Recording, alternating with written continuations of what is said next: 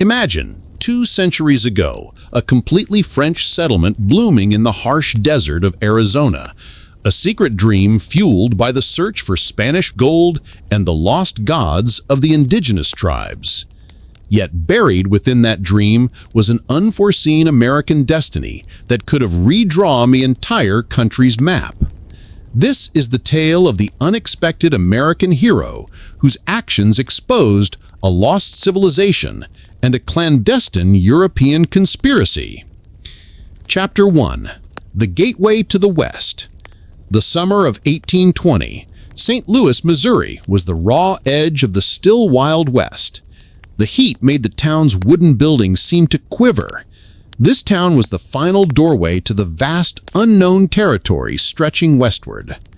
One sweltering afternoon, a stranger entered the local tavern, the Great Western.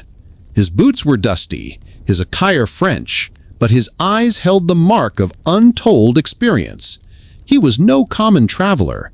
His name was Jean-Pierre Vallant. Jean-Pierre carried a tattered, hand-drawn map, which he kept hidden in a wooden box. The map outlined the vast American Southwest, specifically the borders of modern-day Arizona and New Mexico. In bold red ink, one spot was marked La Cité d'Or, the City of Gold. This was a new iteration of the fabled 7 cities of Cíbola, which centuries of Spanish explorers had failed to find. Jean-Pierre was no simple adventurer. He was a member of a secret royalist movement that had begun in France after the fall of Napoleon Bonaparte. Their goal was to establish a French colony on American soil, a strategic foothold that would help France regain its lost glory in Europe. They believed the ancient magic and vast gold reserves held by the Native American tribes of the Southwest could make this dream a reality. The greatest obstacle to Jean-Pierre's secret mission was a young trapper from St. Louis named Jacob Harris. Jake was a typical American youth from the Missouri riverbanks, tall, rugged, and intimately familiar with every rock and ravine of the frontier. He wasn't just seeking furs and hides, an insatiable thirst for adventure drove him. When Jean-Pierre sought a local guide in the tavern, his eyes fixed on Jake. Jake's eyes held an honest simplicity that was rare for a mysterious European like Jean-Pierre. Jean-Pierre offered Jake an enormous sum of money, far more than he could earn in a year of trapping. In return, Jake only had to guide the French expedition toward the City of Gold. Jake hesitated. He had never taken such a huge risk. But Jean-Pierre revealed that the mission wasn't just about gold. It was about seeking the lost wisdom of the Pima or Papago tribes. These indigenous people believed their ancestors came to Earth from the sky god Cucu-Mats and possessed a secret herbal medicine that could cure all diseases. While gold was valuable to the Europeans, Jake valued knowledge and discovery even more. Thus, in the autumn of 1820, an unprecedented expedition began. A group of French explorers with military training, led by an American trapper, Jake Harris. Their destination was the depths of today's Rimrock country in Arizona, where legends claimed a French priest had left a map long ago, not just of a city of gold, but of a secret chamber of an ancient, powerful civilization. Jake didn't know it, but this journey wasn't just about gold hidden in the desert sand. It was about to bring an incredible turning point for America's fate and the history of the world. On a chilly morning in November 1820, Jake Harris and Jean-Pierre Vallant's French party left St. Louis. Their path was treacherous, southwest along the Missouri River, across the unsecured prairies of Kansas and Oklahoma, and into the vast plains of modern-day Texas. The French carried heavy equipment, military tents, and European provisions, which Jake found ill-suited for the harsh desert environment. In addition to Jean-Pierre, the group included 3 other key Frenchmen: André Lefebvre, a former military engineer, whose job was to build roads and organize defenses on difficult routes; Philippe Dumas, a naturalist and botanist who claimed knowledge of the natives' secret herbs, and Louis Chappelle, a sharp-eyed scholar who knew Latin, Spanish, and some Native American dialects. Jake saw these four Europeans whose eyes blazed with the dream of gold, knowledge, and power. Jake's only trusted companions were his horse Blaze and his old rifle. He knew the French didn't understand the desert's cruelty. He doubted the effectiveness of their map, hand-drawn and full of romantic fantasy, against the real hardships of nature. The secret objective. During the journey, Jake often heard the French speaking in hushed tones among themselves. They spoke not only of gold or herbs, their discussions centered on one phrase, the Louisiana Purchase. Although the southwestern area hadn't officially been part of the vast territory Napoleon Bonaparte sold to the U.S. in 1803, it was a blurred border between Spanish, Mexican, and Native American tribes. Jean-Pierre's true goal was to claim a part of this territory as French dominion. Their plan was, first, to find the true version of the ancient 7 cities of Cíbola. Then, by friending the native tribes there, establish a formidable fort or colony. If they discovered a large amount of gold or a strategic resource, they would return to Europe with the claim and force the American government to cede the area to France. Jake, a patriotic American, sensed the conspiracy, but bound by his contract, he couldn't openly oppose it. He realized his role wasn't just a guide. It was his duty to protect his country from this secret European ambition. The warning of the Awache. In the spring of 1821, as the party crossed into Arizona near the border of New Mexico, their path was blocked by a group of Awache hunters. The Awache weren't locals. They were tough people from the mountain regions who rarely mingled with outsiders. Their faces were stern, and their eyes held deep concern. Jean-Pierre tried to show French sophistication, and Louis Chappelle spoke a mix of broken Spanish and a few local words. The native chief, named Winnea, didn't look at the Frenchman once. He looked directly at Jake. Winnea spoke in his native tongue, which Jake had learned years ago. "You are on the wrong path, white man. Only sand and death await where you are going. You seek a secret thing, but it is not yours. Trust your guide. Trust your eyes. There, the Frenchman's dream is not the dream of this soil." Winnea then pointed to their map of the City of Gold. "That city is not a city of gold. It is the Shadow City. The gods sleep there. Do not wake them. There is one good man among you. Let him protect his own people."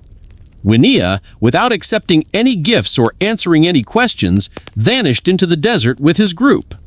The French laughed off the warning as native superstition, but Jake took the warning seriously. He felt that Winnea was directly alerting him to the French danger. The phrase "Shadow City" made a deep impression. Not gold, but some other mystery surrounded this place. Jake made a decision. He would stay with the French, but he would not help them achieve their goal. Instead, he would try to uncover the true nature of the Shadow City and expose the French conspiracy to save his country. Chapter 3. The Valley of Secrets. After the Winnea warning, the distance between Jake and the Frenchman grew.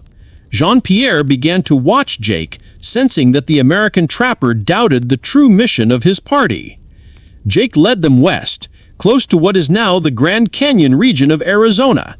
Jean-Pierre's map indicated that La Cité d'Or, the City of Gold, lay in a secret valley between two immense mountain ranges. They had dubbed this place the Vallée des Secrets, Valley of Secrets. The engineer's doubt. About a week before reaching the valley, Jake noticed André Lefebvre, the engineer, sitting alone calculating figures. Jake approached him. Lefebvre, who was reserved but held a certain respect for a practical man like Jake, confided his doubts. He spoke in French, which Jake understood enough. "Jake, the map Jean-Pierre shows has lines like a European Renaissance map, more art than information. But my doubt is elsewhere. This expedition isn't just for gold, it's for weapons and strategic advantage. We didn't come to establish a colony. We came to build a military base.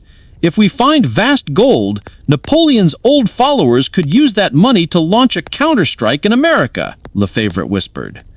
This information confirmed Jake's suspicions. The French were trying to exploit the American government's weakness to create a new military threat. The situation became much more grave for Jake. Lefebvre and Dumas quickly prepared. They understood that Jake was now the biggest thorn in the side of their dream. At Jean-Pierre's command, they took the fastest horses and pursued Jake. Jake, on his horse Blaise, had already gone far. But the French horses were of Europe's finest breed and faster than Jake's. Jake knew he couldn't outrun them. He had to use his desert knowledge.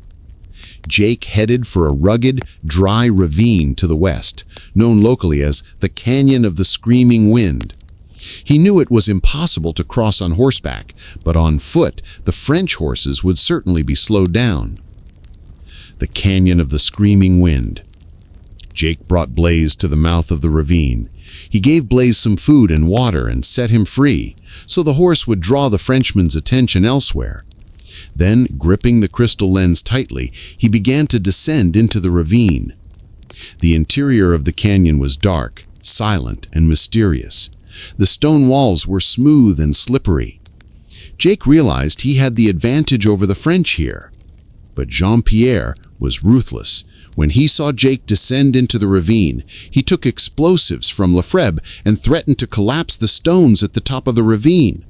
"American! Come out, or we will collapse the canyon! You won't get out with the evidence!" Jean-Pierre yelled. Jake knew the French might actually do it. He had no more time to hide. He quickly moved through the dark, narrow paths of the canyon. Suddenly, on the canyon floor, he saw some strange markings. They were symbols of the native Pima or Papago tribes, similar to those of Wignaz's group. Jake's experience told him this path led to a secret location. He followed the markings. After a short distance, he saw a small, hidden fissure in the canyon wall. Without hesitation, he entered the fissure. The fissure was pitch black, but Jake used his experienced hands to find his way. When he emerged on the other side of the fissure, he found himself in a small, green valley, a stark contrast to the canyon's aridity. And in the center of the valley was the sacred reservoir, a small natural lake with water as clear and full as crystal. Near this reservoir, on a sloping rock face, Jake saw carvings matching the symbols on Jean-Pierre's map. Just then, he heard a scraping sound behind him. Jean-Pierre, Lefebvre, and Dumas had followed Jake's trail through the canyon. "We know where you are, American! Give us the lens or die in the reservoir!" Jean-Pierre's voice echoed through the canyon. Jake knew the French might actually do it. He had no more time to hide. He quickly moved through the dark, narrow paths of the canyon. Suddenly, on the canyon floor, he saw some strange markings. They were symbols of the native Pima or Papago tribes, similar to those of Wignaz's group. Jake's experience told him this path led to a secret location. He followed the markings. After a short distance, he saw a small, hidden fissure in the canyon wall. Without hesitation, he entered the fissure. The fissure was pitch black, but Jake used his experienced hands to find his way. When he emerged on the other side of the fissure, he found himself in a small, green valley, a stark contrast to the canyon's aridity. And in the center of the valley was the sacred reservoir, a small natural lake with water as clear and full as crystal. Near this reservoir, on a sloping rock face, Jake saw carvings matching the symbols on Jean-Pierre's map. Just then, he heard a scraping sound behind him.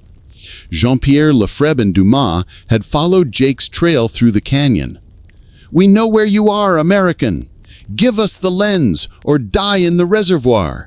Jean-Pierre's voice echoed through the canyon. Jake held the lens. The sunlight, refracted through the lens, fell upon the ancient rock symbols near the reservoir, and the symbols suddenly glowed with a bright green light. The entire reservoir seemed filled with a mysterious energy. Jake then understood this lens was not just a key to an entrance. It was a weapon to control the power of the ancient Pima civilization. The French wanted not just water, but the control of this sacred power. Jake now held a historical weapon facing Europeans who sought to betray his country. The fight to save America, with the crystal lens in Jake Harris's hand, was about to begin. Chapter 5. The Final Stand.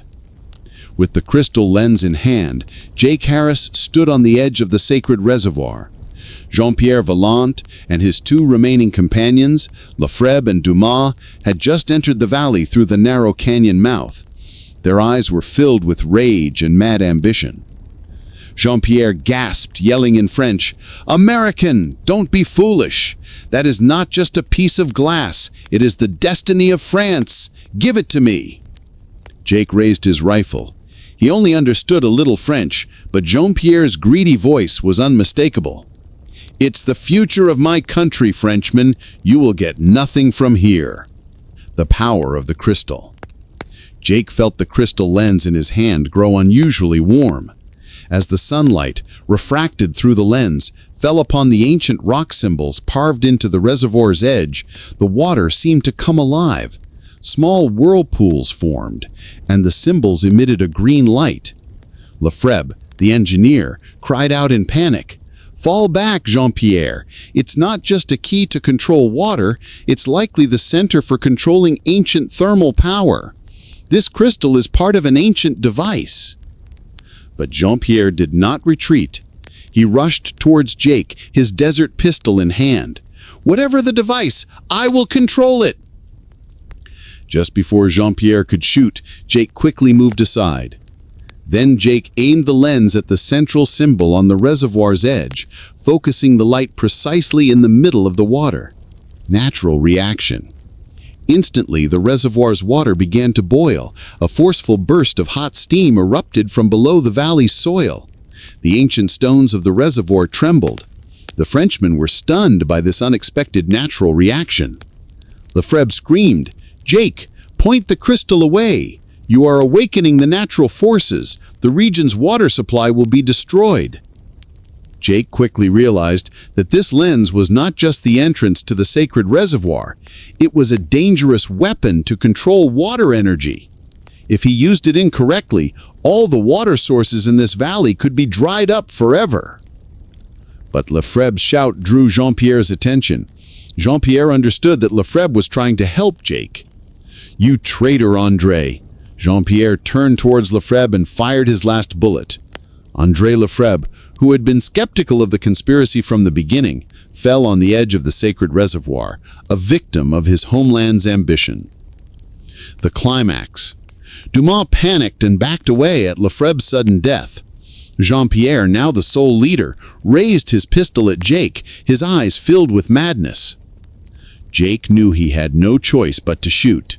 But he decided that merely stopping Jean-Pierre was not enough.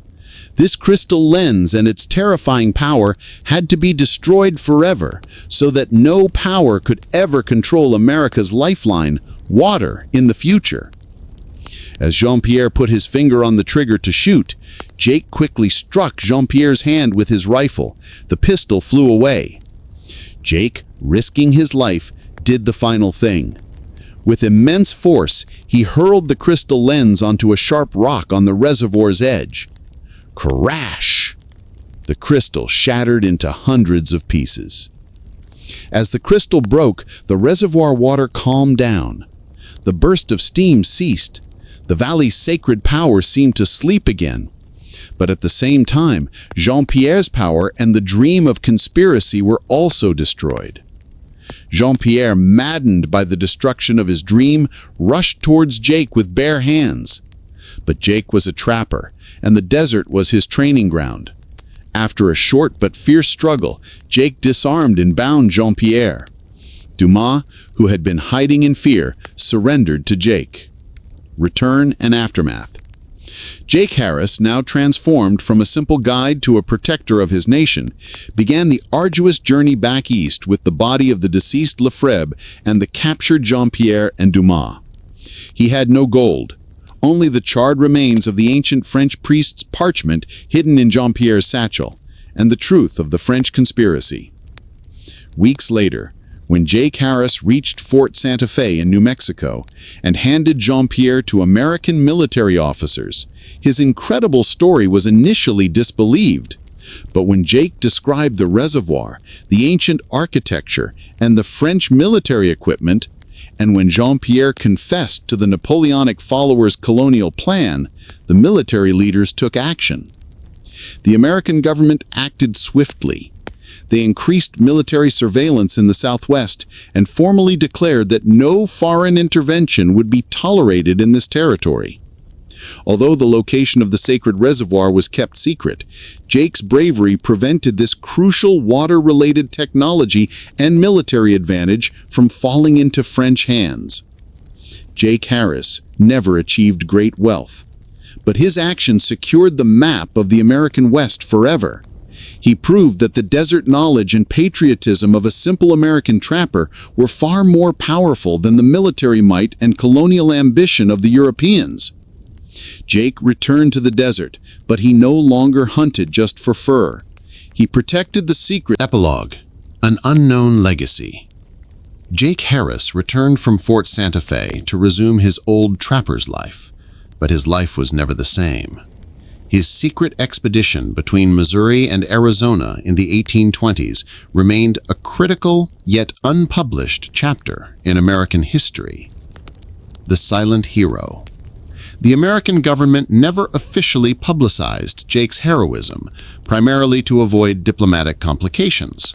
Escalating Franco-American tensions could have been detrimental to the newly independent nation. Thus, Jake's story was confined to the classified section of military archives.